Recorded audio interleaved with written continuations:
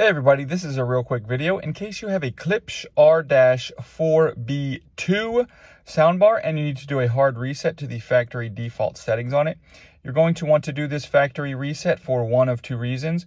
The first one is troubleshooting, in case this soundbar is not working, like it's not connecting to your device, or it's not finding the network, or it's not pairing with Bluetooth. A factory reset will fix a lot of these issues.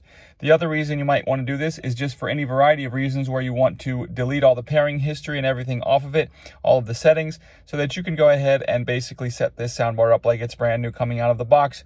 It's very easy to do. With power to it, all we need to do is come over and find the volume down button over here and the source select button over here.